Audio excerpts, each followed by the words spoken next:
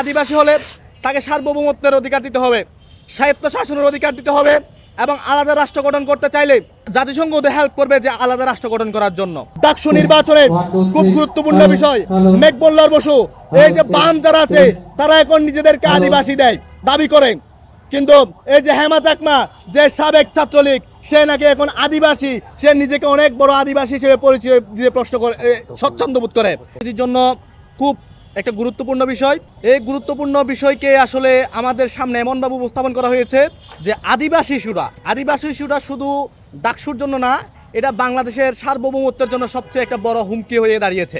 আপনারা জানেন ILO convention 169-70 ধারায় 2007 সালের 169-70 ধারায় লেখা আছে আদিবাসী হলে তাকে সার্বভৌমত্বের অধিকার দিতে হবে, স্বায়ত্ত শাসনের অধিকার দিতে হবে এবং আলাদা রাষ্ট্র গঠন করতে চাইলে জাতিসংঘ ওদের হেল্প করবে যে আলাদা রাষ্ট্র গঠন করার জন্য, এবং তারা চাইলে আলাদা রাষ্ট্রীয় বাহিনী গঠন করতে পারবে। কিন্তু দুঃখের বিষয় আজকে বাংলাদেশে আদিবাসী শব্দকে একদম নর্মালাইজ করে ফেলা হয়েছে। আদিবাসী বাংলাদেশে আদিবাসী তো নাই। আদিবাসী কারা আসলে?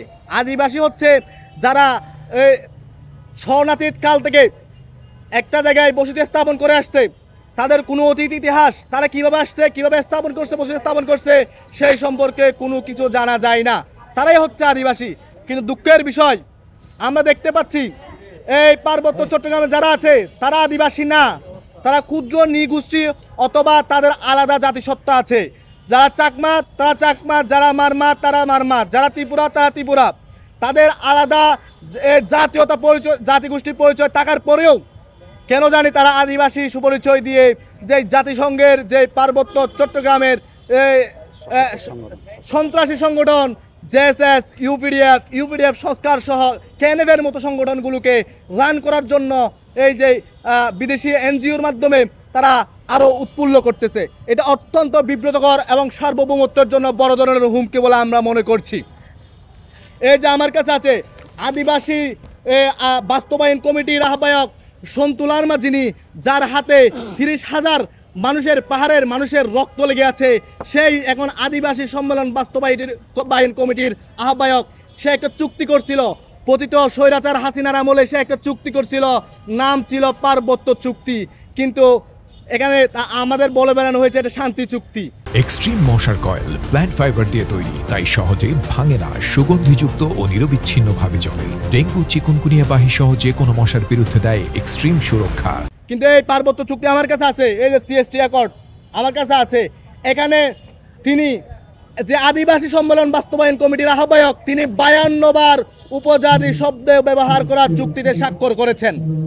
এবং এখানে 1 নম্বর ধারায় উল্লেখ আছে উভয় পক্ষ পার্বত্য চট্টগ্রাম অঞ্চলকে উপজাতি অধ্যুষিত অঞ্চল হিসেবে বিবেচনা করিয়া এই অঞ্চলের বৈশিষ্ট্য সংরক্ষণ এবং ওই অঞ্চলের সার্বিক উন্নয়ন অর্জন করার প্রয়োজনীয়তা স্বীকার করিয়েছেন। তার মানে বুঝতে পারছেন যে আদিবাসী বাস্তবায়ন কমিটির যে আহ্বায়ক তিনি উপজাতি বলে স্বীকার করে আমাদের যে হাসিনা ছিল, সেই হাসিনা ফ্যাসিস্টের সাথে চুক্তি করে পার্বত্য চট্টগ্রামকে একটা হুমকির মুখে ফেলে দিয়ে গেছেন।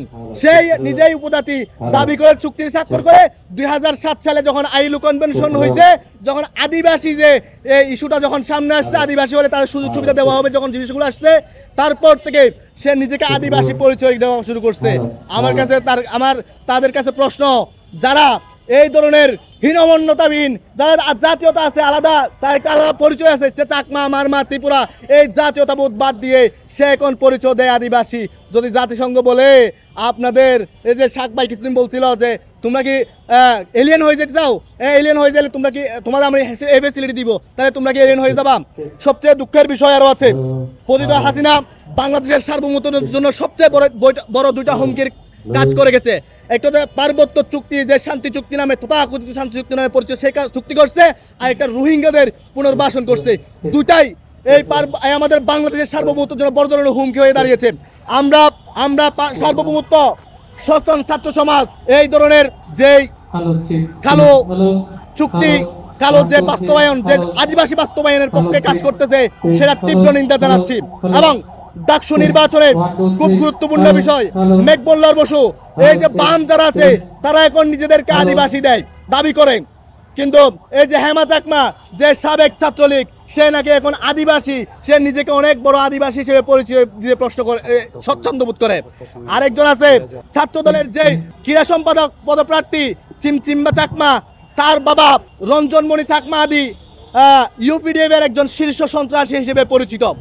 কিন্তু আমরা দুঃখের সাথে লক্ষ্য করছি, বাংলাদেশ জাতীয়তাবাদী ছাত্রদল একটা ডানপন্থী সংগঠন হয়ে কিভাবে এসব যে শহীদ প্রেসিডেন্ট জিয়াউর রহমান, যিনি বাংলাদেশি জাতীয়তাবোধকে ধারণ করার জন্য পার্বত্য চট্টগ্রামকে এই সন্ত্রাসীদের হাত থেকে রক্ষা করার জন্য অনেক কাজ করে গেছেন, সেই সংগঠন থেকে যদি কাউকে এই সন্ত্রাসীদের মতো ইউপিডিএফের মতো একটা সন্ত্রাসী ছেলেকে যদি নমিনেশন দেওয়া হয়, তাকে এই যে ক্রীড়া সম্পাদক পদে পদবর্তী করা হয়, তাইলে সেটা বাংলাদেশের রাজনীতির জন্য, বাংলাদেশের সার্বভৌমত্বের জন্য সবচেয়ে বড় হুমকি বলে আমরা মনে করছি।